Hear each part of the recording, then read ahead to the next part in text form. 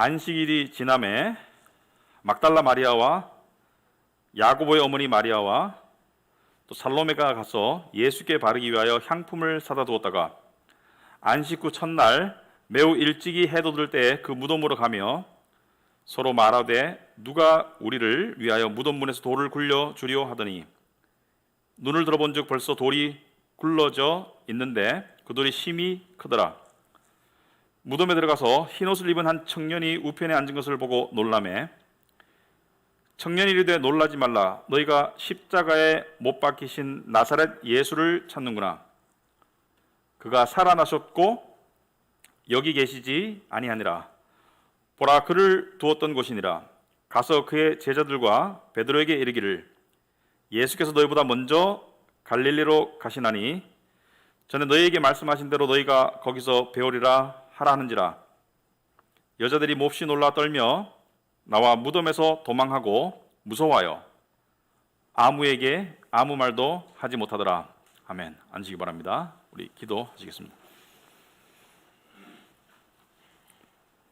하나님 아버지, 이 시간 저희들이 우리 주 예수 그리스도께서 부활하셨던 그날 아침에 일어난 일들을 통해서 부활이 어떤 것이었으며 또 우리에게 어떤 의미이며 또 그 부활의 사건이 비록 2000년 전에 일어났지만 우리의 현재와 동떨어지지 않았음을 다시 한번 우리가 발견할 수 있도록 하옵시고 더욱이 부활 신앙으로 나아갈 수 있도록 저희들을 인도하여 주시옵소서.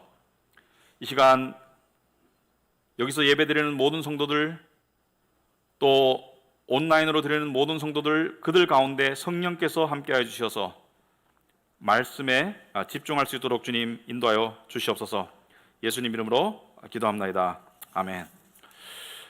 우리 기독교인들은 십자가에 관한 이야기를 많이 하죠. 당연합니다. 왜냐하면 십자가가 우리 믿는 믿음의 핵심이기 때문에 그렇죠. 또 동시에 우리는 부활에 관해서 우리가 이야기를 해야 됩니다. 왜냐하면 십자가는 부활로 가는 길이지 십자가가 종착역이 아니에요. 부활로 가기 위해서는 십자가를 거쳐야 되는 것이죠. 그래서 예수님께서는 이 둘의 관계를 이 임신한 여인이 해산하는 것으로 설명하셨습니다. 임신한 여인이 아이를 낳는 산고의 고통이 있어야지 출산의 기쁨이 있을 수 있지.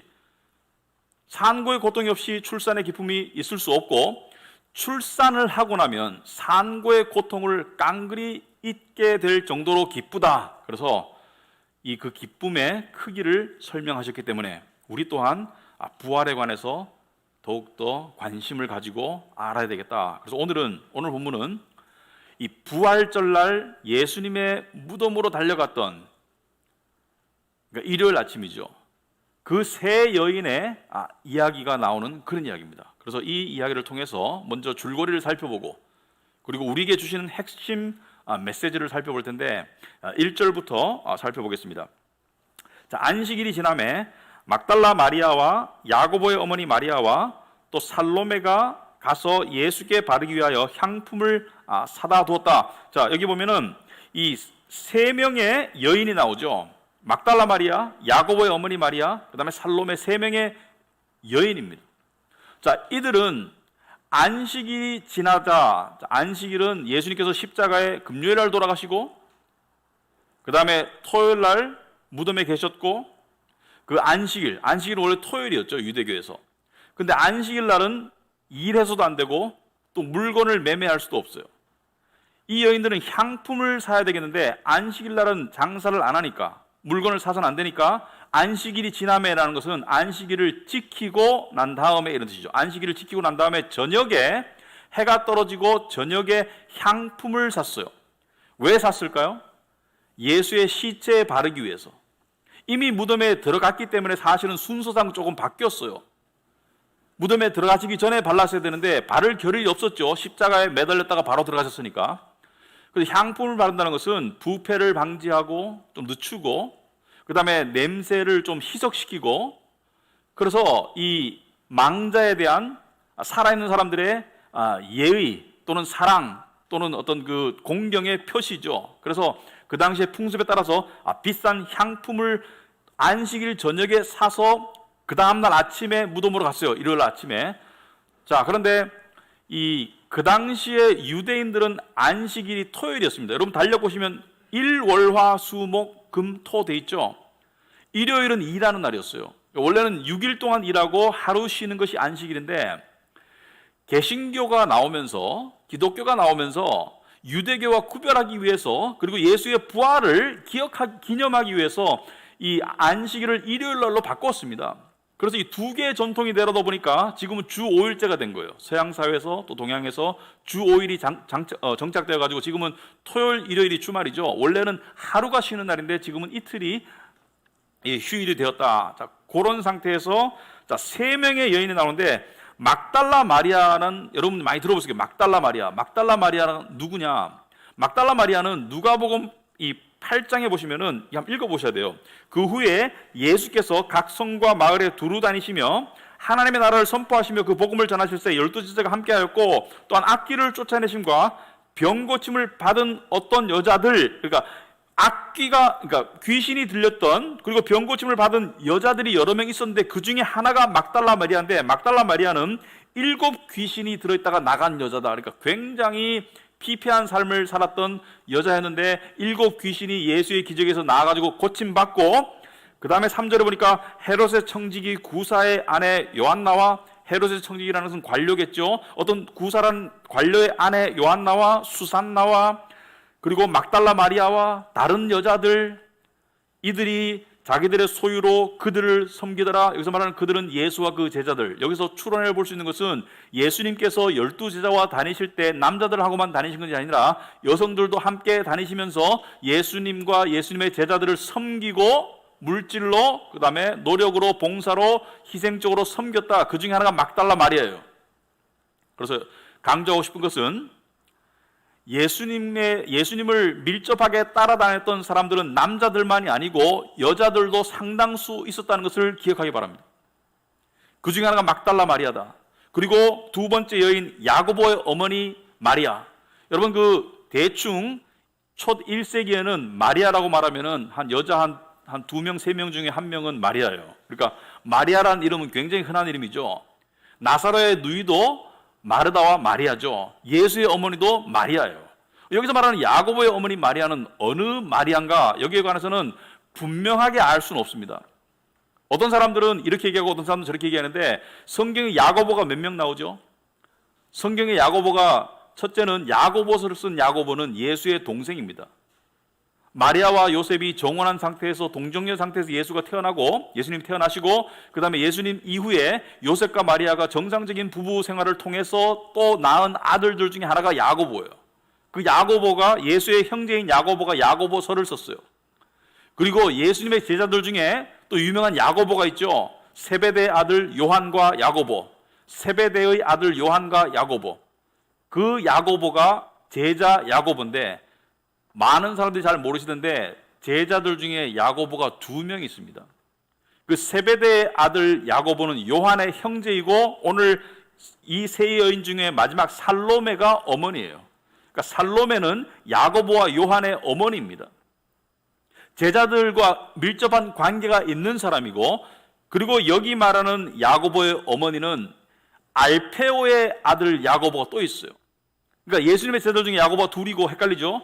예수님의 형제 야고보가 있고 3명인데, 자, 이 여인이 어느 여인이냐, 어느 야고보의 어머니냐, 많은 학자들은 그 야고보 중에 알페오의 아들, 그러니까 요한의 형제 말고 다른 야고보 제자의 어머니라고 이야기하는데, 또 어떤 학자들은 이분이 마리아시다, 예수의 어머니 마리아다, 그렇게 말하는 사람도 있는데 정확하게는 알 수 없습니다. 아무튼지 간에 그건 중요한 게 아니고, 중요한 것은 여자분들이 3분이 향품을 사서 그 다음날 예수의 무덤으로 달려갔다. 자, 여기서 제가 강조하고 싶은 것은, 남자들은 어디 갔나? 남자들은 어디 갔어요? 남자들은 도망갔어요. 남자들은 숨어 있어요. 이 여인들은, 행적을 살펴보면 이 3명의 여인들은 예수님께서 십자가에 매달리셨을 때 그 밑에서 예수님을 바라보면서 안타까워했었고, 그리고 예수님이 죽으시고 난 다음에 그 시체를 장사 지내기 위해서 산헤드린 공회의 저명한 멤버였던 요셉이, 그러니까 바리새인 중에 하나가, 이 사람 믿는 극소수의 바리새인이 되었겠죠. 이 자가, 요셉이라는 사람이 빌라도에게 가서 예수의 시신을 달라고 요청했을 때 그 시신을 받아가지고 이 니고데모와 함께 향품 처리해서 빈 무덤에 장사 지낼 때 이 여인들은 그것을 몰래 보면서 목격했던 여인들입니다. 예수님을 어디에 묻을까 목격했어요. 그러니까 예수님의 십자가에 못 박히실 때 그 밑에 있었고, 예수가 장사될 때 그 무덤을 눈으로 확인했고, 그리고 확인한 무덤에 가기 위해서 향품을 안식일날 샀던 여인입니다. 남자들은 어디 갔나? 남자들은 예수님이 십자가에 죽으시자마자 그냥 각자의 삶으로 흩어졌고, 예수님의 무덤에 와볼 생각도 안 하고 있었어요. 여러분, 우리가요, 남자가 믿음이 좋은가 여자가 믿음이 좋은가 이건 일반화할 수 없지만은 믿음 좋은 여인들이 상당히 많습니다. 이 여인들은 예수를 믿었고, 예수를 사랑했고, 예수에게 충성이 있었기 때문에 무덤까지 온 거예요. 향품은 비싼 겁니다. 죽은 예수님을 향해서 엄청난 돈을 들여서 향품을 사서 예수를 향해 달려온 것입니다. 뭔가 대가를 바란 게 아니에요. 죽은 예수님이 무슨 대가를 줄 수 있겠나? 하지만 예수를 향한 믿음과 사랑과 충성 때문에 무덤까지 왔는데 제자들은 아무도 안 왔어. 나중에 베드로와 요한이 왔지만은 여자들의 말을 듣고 왔지, 여자들이 왔지 남자들은 한 명도 안 왔어요. 오늘날도 교회에 보면은 장로나 집사나 목사는 남자들이 하지만은 사실은 여성분들의 숨은 믿음과 사랑과 희생 때문에 교회가 돌아가는 겁니다. 저는 그렇게 생각합니다. 그럼 왜 남자들이 다 해먹나? 아마도 남자들이 부족해서 하나님께서 그런 위치를 주신 게 아닌가라고 생각합니다. 아무튼 간에 이 여인들이 달려왔었어요. 자, 이들이 자기들의 소유로 예수님과 제자들을 섬기다가 예수님이 죽으셨을 때 또 예수께 달려와가지고 무덤에 왔어요.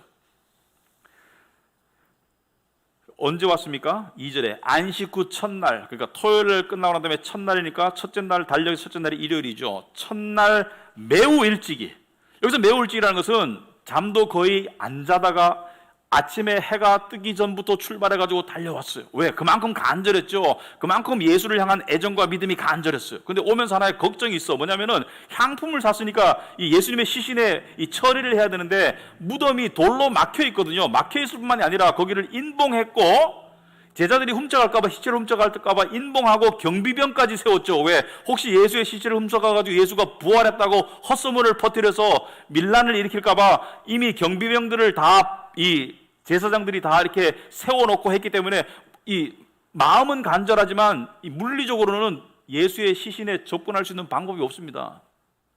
왜냐하면 돌을 누가 치울 것이며, 경비병들을 어떻게 설득할 것이며, 경비병들은 목숨을 걸고 지키고 있는데 그들을 어떻게 뚫고 들어가가지고 이 몸에 향품을 바르냐. 그래서 3절에 서로 말하되 누가 우리를 위하여 무덤 문에서 돌을 굴려주리요. 그렇지만은 여러분, 때로는 현실을 넘어선 마음 표현이 있죠. 어떤 옛날에 보면은 이 면회가 안 되는, 요즘은 그 면회 잘 되지만은 군대 간 아들을 위해서 어머니가 밥을 정성스럽게 도시락을 싸가지고 면회를 가요. 근데 못 만나거든요.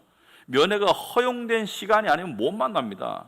그런데 어머님은 왜 도시락을 싸가지고 갈까요? 아들에게 먹일 수도 없는데 왜 싸가지고 갈까요? 왜냐하면 그 마음이 담겨 있는 것이죠. 혹시 싶어서 싸가지고 가는 것이죠. 그렇듯이 여인들은 향품을 준비해 갔지만 이 돌을 누가 옮겨줄 것이며 경비병들이 그걸 허락하지 않을 텐데, 근데 놀라운 일이 일어났죠. 눈을 들어본 즉 4절을 보니까 벌써 돌이 굴려져 있어요. 무덤이 열려져 있고 경비병들은 혼비백산해 있고 그 돌이 힘이 큰데 어떻게 누가 옮겼나? 그래서 5절에 보니까 무덤에 들어가서 흰 옷을 입은 한 청년이 우편에 앉은 것을 보고 놀랐다. 자, 여기서 말하는 한 청년은 인간 청년이 아니고 마태복음에 보면은 누굽니까? 마태복음 28장에 똑같은 장면을 묘사한 말씀이 있죠. 큰 지진이 나며 그 주의 천사가 하늘로부터 내려와 돌을 굴려내고 그 위에 앉았는데, 천사가, 인간의 모습으로 온 천사가 이 여인들의 눈에는 천사이면서 동시에 청년의 모습으로 보인 것이죠. 그 형상이 번개같고 그 옷은 눈같이 희건을 지키던 자들이, 여기서 말하는 지키던 자들은 경비병들이 그를 무서워하며 떨며 죽은 사람과 같이 되었더라. 천사가 나타나니까 사람들이 다 혼비백산하고 떨더라. 여인들도 떨었습니다. 그리고 6절에 보니까 오늘 본문에 청년이 이르되 놀라지 말라, 떨지 말아라. 여러분, 천사 만나면 어떨 것 같아요?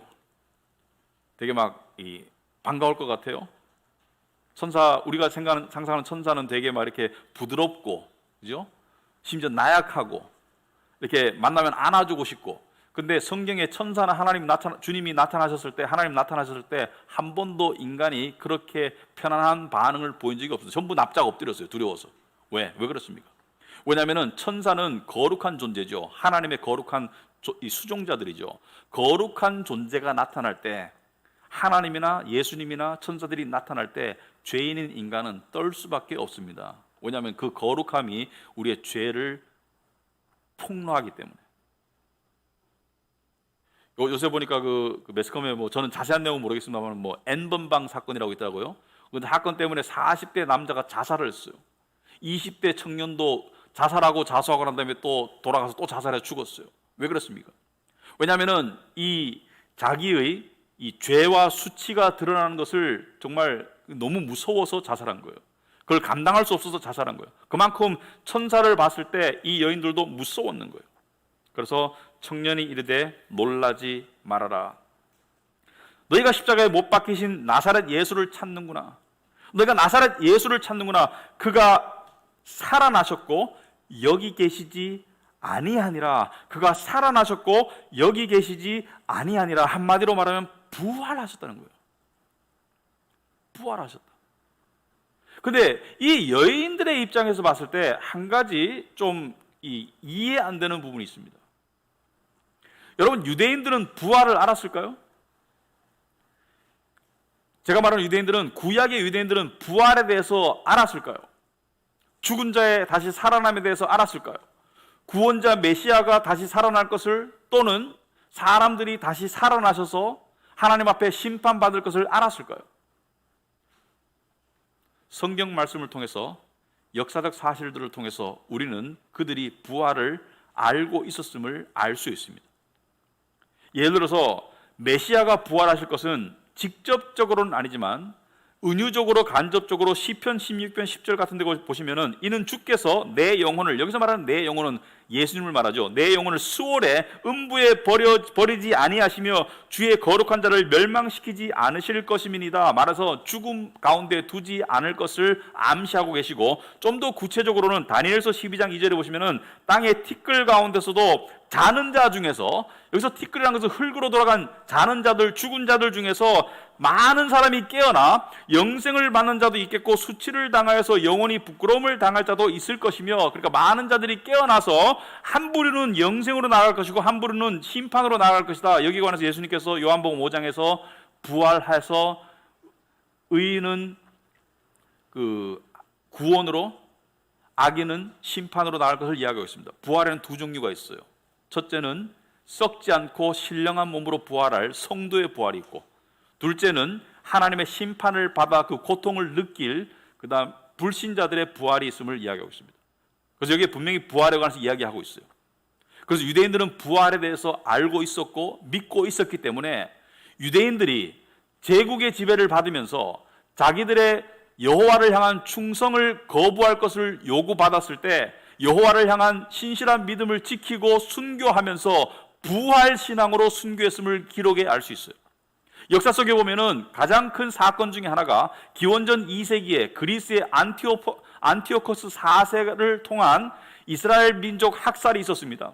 신전에 제우스 신상을 세우고 돼지고기를 앞에 갖다 주면서 제우스 신상에 절하고 돼지고기를 먹어라. 돼지고기를 먹는 것은 하나님의 율법을 어김을 상징하죠. 하나님을 부인해라. 그러면 살려줄 것이지만 안 그러면 죽일 것이다. 그런데 많은 유대인들이 순교로 죽었습니다. 왜? 부활신앙을 가졌기 때문에.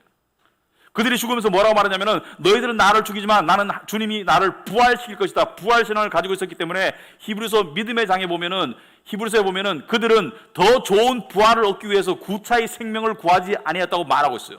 그러니까 유대인들은 부활을 알고 있었고, 더욱이 유대인 중에서도 예수를 따라다니던 제자들과 이 여인들은 예수께서 부활하실 것을 들었었어요. 예수님께서 인자가 죽을 것이다, 인자가 죽임을 당하지만 사흘 만에 다시 살아날 것이라고 분명히 말했습니다.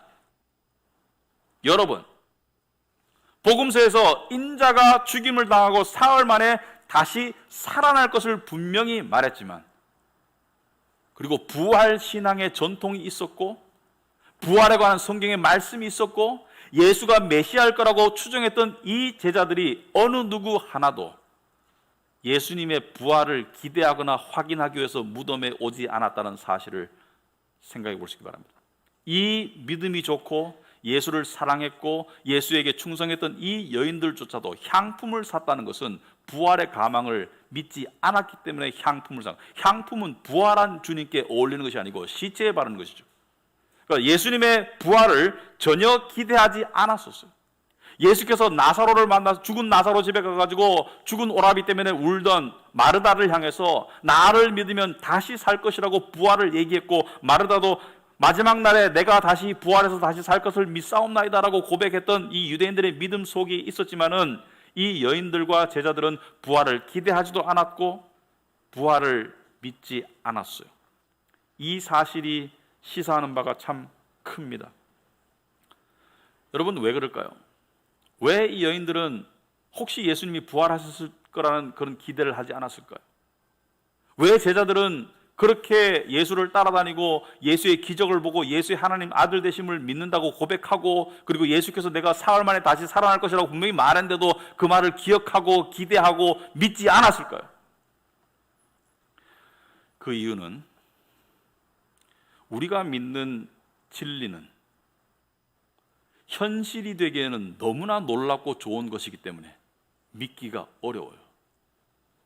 예를 들어서 제가 여러분에게 지금 여러분 모두의 통장에 제가 10억씩 넣어놨으니까 가서 찾아가지고 집도 한 채 사고 차도 하나 사세요라고 말하면 가서 통장 찍어보실 분 손 한번 들어보세요. 제가 10억씩 다 넣어놨으니까 통장 찍어보실 분, 지금 예배 끝나고 가서 통장 조회해 보실 분 아마 아무도 없을 것입니다. 왜냐하면 사실로 받아들이기에는 너무 놀랍고 너무 좋기 때문에 사실이 될 수 없다라고 인간은 생각해요. 마찬가지로 예수님께서 내가 부활하시겠다고 말씀하셨지만은 그것을 믿지 않았던 것은 사실로 받아들이기에는 그 십자가의 절망 속에서 그 놀라운 사실을 믿고 받아들이기에는 너무 놀랍고 너무 좋아서 믿지를 못했던 거예요. 이와 같이 우리가 믿는 진리는 현실이 되기 전까지 실제로 믿기가 어렵습니다. 우리 한계입니다. 우린 뭘 믿습니까? 우린 죽으면 천국 간다고 믿어요. 우린 천국이 이 땅보다 비교할 수 없을 만큼 좋다고 믿습니다. 우린 죽으면 부활의 신령한 몸을 입을 것을 믿어요. 그리고 부활의 신령한 몸을 입고 천국에서 사는 것은 이 땅에서 왕으로 사는 것보다 천국의 문지기로 사는 것이 100배, 1000배 비교할 수 없을 만큼 좋을 것이라고 이론적으로 믿죠, 여러분? 근데 왜 이 땅을 떠나고 싶어 하지 않아요? 근데 왜 죽음이 여전히 두려워요? 왜 그렇습니까? 그만큼 안 믿는 거예요. 그래서 오늘 저는 이 믿기 어려운 부활의 실체에 대해서 우리가 조금 믿음으로 나아갈 수 있도록 여러분을 좀 자극하고 싶습니다. 왜? 그것이 현실을 살아가는데 너무나 중요하기 때문에. 남녀노소를 막론하고 현실을 살아가는데 너무나 중요하기 때문에. 물론 하나님께서, 주님께서도 나중에 제자들에게 나타나셔서 야 이놈들아, 내가 그렇게 다시 살아날 거라고 얘기하고 기적으로 이적으로 내가 하나님 아들 되심을 말하였고 말씀으로 내가 구세주임을 말씀하였고 내가 사흘 만에 살아난다고 했는데 한 놈도 나한테 와가지고 확인하는 놈이 없어, 이 나쁜 놈들아, 이렇게 하지 않았어요. 심지어 여인들을 향해서도 향품을 왜 사왔니? 내가 죽었을 줄 알았니? 내가 부활한다고 말했는데 왜 내 시체에 바를 향품을 왜 사왔어라고 꾸짖지 않았어요. 왜냐하면 하나님도 우리의 믿음의 연약함을 아시기 때문입니다. 고린도전서 13장 12절에 우리가 지금은 거울로 보는 것 같이 희미하나, 우리의 믿음이 흐리멍텅한다는 것을 하나님도 아시기 때문에 하지만 우리는 하나님께서는 그 희미함이 조금 더 명백함으로 나아가기를 원하세요. 6절에 보면은 청년이 천사가 이르되 놀라지 말라, 너희가 십자가에 못 박히신 나사렛 예수를 찾는구나. 그가 살아나셨고 여기 계시지 아니하니라. 자, 살아나셨고 여기 계시지 않으신다. 오늘 설교 제목이 여기 계시지 않으신다. 왜냐하면 여기 계시지 않으신다라는 의미가 뭐냐? 물론 직접적인 의미는 무덤에 안 계신다는 거예요. 지금 죽은 상태로 누워있지 않다는 거예요. 하지만 이 여기 계시지 않으신다라는 것은 아주 깊은 함축적인 의미가 있습니다. 첫째, 이 여인들을 향해서 천사가 여기 계시지 않으신다는 것은 너희들이 생각하는 결말과 믿음 안에서의 결말은 완전히 다르다는 것을 말씀하십니다. 너희들은 지금 무덤 속에, 어두운 굴 속에 지금 누워있을 생명이 없는, 부패가 시작된 예수의 시체를 보기를 원했지만 그 죽음이 끝이 아니고 예수님은 죽음을 통해서 부활하셨다. 다시 썩을 수 없는 신령한 몸으로 부활하셨다. 그러니까 이것이 죽음이 끝이 아니라는 것을 이야기하고 있어요. 믿는 여러분, 세상은 죽음이 끝이라고 가르칩니다. 세상은 이 세상에서 죽으면 끝이야. 그러니까 죽지 않기 위해서 노력하는 것이 가장 최선이고 최고의 노력이에요. 본능적으로. 근데 우리가 믿는 진리는 죽음이 끝이라고 말하지 않습니다. 뭐 새삼스러운 얘기를 제가 하는 게 아니고요. 그걸 여러분 가슴속에 얼마나 지금 믿고 있나를 생각해 보시라는 거예요. 죽음이 끝이 아니에요. 죽음은, 오늘 스펄전 목사님의 묵상글을 우리 주보에서 하는데, 죽음은, 사망은 이 땅에서의 죽음과 동시에 천국에서 눈을 뜨는 것이다. 이 땅에서 죽음과 동시에 천국에서 눈을 뜨는 것이다. 그러니까 죽음이 끝이 아니라는 것을 천사들이 이야기하는 거예요. 죽음이 끝이 아니야. 믿음 속에서는 두 가지 의미에서, 첫째는 세상을 향한 집착에서 자유로워라. 세상 사람들은 세상에 집착할 수밖에 없습니다. 왜? 세상을 향한 집착에서 벗어나면 죽어야 되기 때문에. 세상을 향한 집착은 이 땅에서 생명을 연장하는 수단이기 때문에. 그래서 세상을 향해 집착합니다. 왜? 죽음이 두려워서. 그러니까 사람들은 살기 위해서 노력하는 것이 아니라 정말 밑바닥을 보면 죽기 싫어서 노력하는 거예요. 죽음이 두려워서 노력하는 것이 살고자 노력하는 게 아닙니다. 살고자 하는 노력을 거꾸로 말하면 죽음을 벗어나려고 하는 그런 필사적인 몸부림이지, 살고자 하는 것은 죽기 싫어서 그렇게 필사적으로 노력하는 거예요. 그런데 믿는 자들은요, 물론 우리도 살아야 됩니다. 하나님의 뜻 가운데 열심히 살아야 됩니다. 성실하게 살아야 됩니다. 책임과 의무를 다하면서 살아야 됩니다. 신앙에도 살아야 됩니다. 하지만 우리는 죽음이 두려워서 사는 게 아니에요.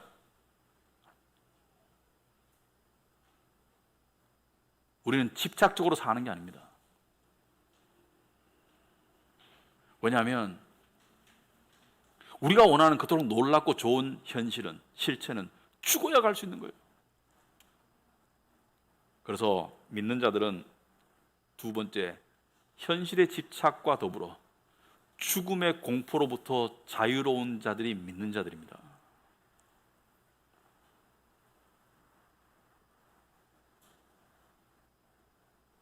세상은 지금 밖에를 못 나가요.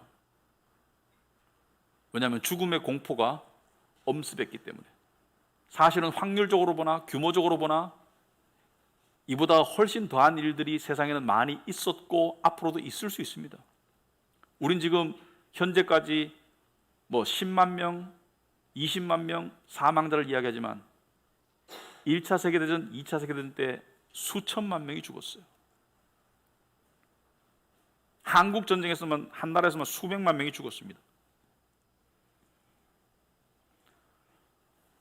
하지만 믿는 자들은 부활의 실체를, 그 너무 놀랍고 좋은 그 실체를 믿으면서 죽음이 두렵지 않은 경지로 나아가고, 동시에 스펄전 목사님의 말씀대로 죽음이 준비되어야 된다.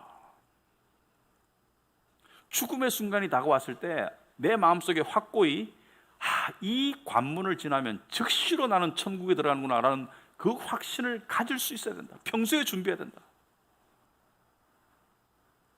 죽음의 관문이 지나면 그냥 낭떠러지로 떨어지고 세상 사람 생각은 썩음으로 가고 그런 것이 아니라 나는, 우리는, 여러분은 천국의 실체로 들어가는 찰나적인 관문이다. 여러분, 세상 사람들이 좋아하는 것은 양지 바른 곳에 묻어다오, 그 안에서 쉴란다. 그게 우리의 소망이 아닙니다.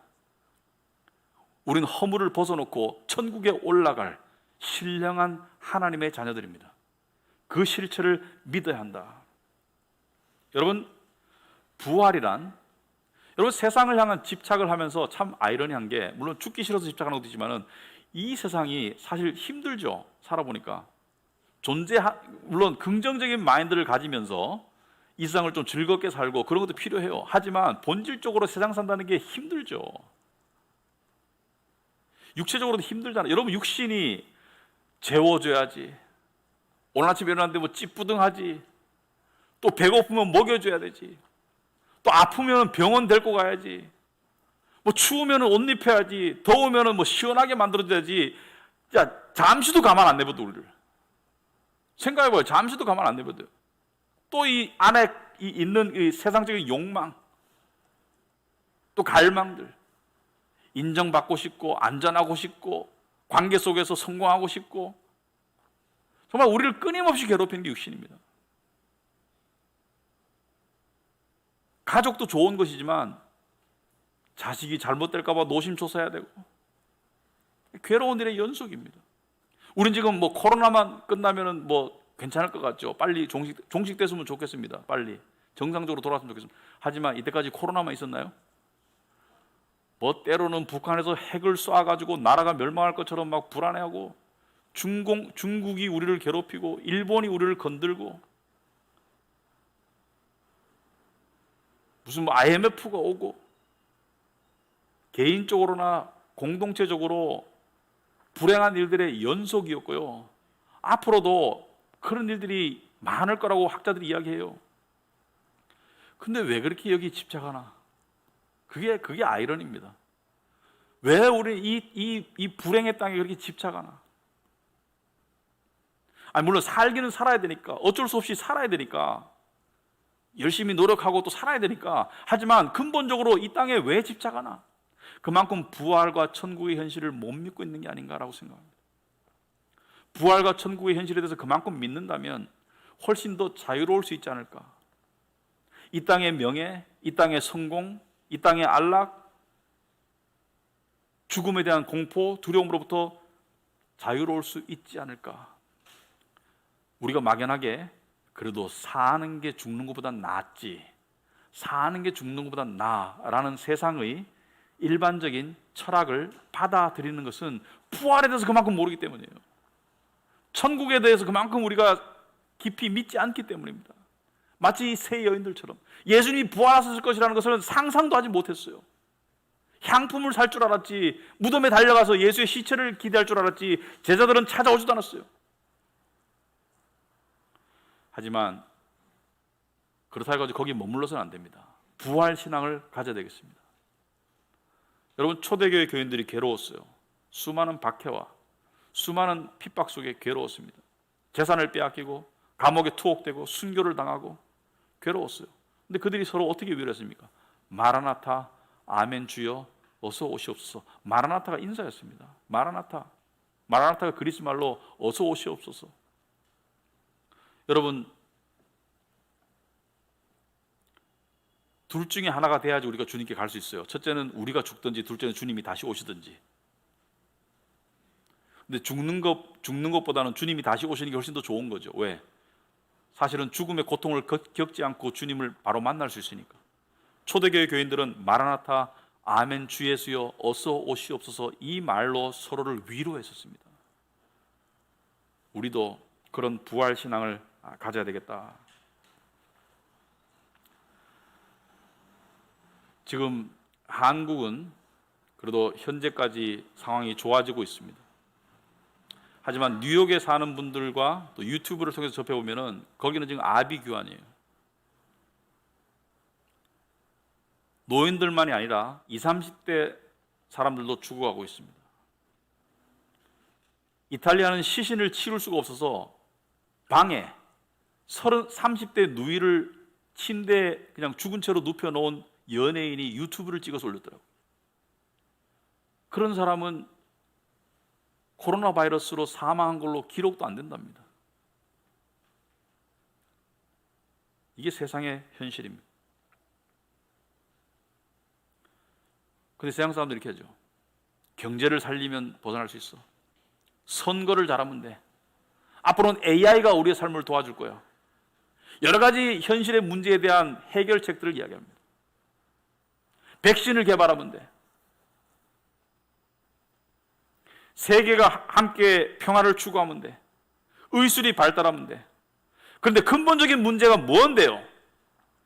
우리가 믿는 진리가 말하는 근본적인 문제가 바이러스입니까? 아니면 전쟁입니까? 근본적인 문제가 가난입니까? 근본적인 문제가 세계에 이 평화가 없는 것입니까? 근본적인 문제가 정치인에게 있습니까? 근본적인 문제는 죄와 사망의 문제입니다. 죄 때문에 이 모양이 된 거예요. 죄 때문에 이 모양이 됐고 사망이 우리의 절망인 거예요. 인간의. 그런데 이 문제를 인간이 해결한다고요? 해결한 적이 없고 해결할 수 없습니다. 이 세상은 해결 안 됩니다. 이 세상은 이대로 해결 안 돼요. 한 가지 문제가 해결된다 싶으면 또 다른 문제가 나올 것이고, 그러니까 형태만 달라질 뿐이지 본질은 똑같아. 그러니까 안에가 이 숫덩이가 들어있는 물이기 때문에 검은 물이 올라오는 거지. 이 검은 물을 제거한다고 수치 그대로인데 검은 물이 안 나올 수가 없어요. 이 수치 뭡니까? 죄 때문에 해결이 안 돼요. 근데 우리가 믿는 복음은 너무 놀라워서 믿기가 힘들어요. 왜냐하면 이 죄와 사망의 문제가 우리의 노력이나 우리의 어떤 그런 능력의 범위를 벗어나서 상관없이 무관하게 예수 그리스도에 의해서 완벽하게 완전하게 해결되었다는 것이 복음입니다. 십자가를 통해서 죄를 향한 하나님의 진노가 다 해결되었습니다. 여러분이 예수를 믿는다면 여러분의 모든 죄, 과거, 현재, 미래 모든 죄가 다 용서받았고 하나님이 기억하지 않을 것이라고 말씀하셨어요. 어떤 사람들은 이런 죄도 용서하실까?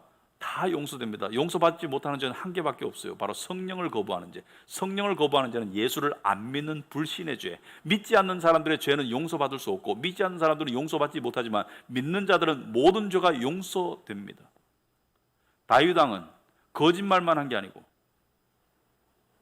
여러분이 이 세상에서 있을 수 있는 이 간음과 살인의 죄를 저질렀지만 용서받았어요. 왜? 예수님의 보혈의 피가 용서 못할 죄가 없기 때문에.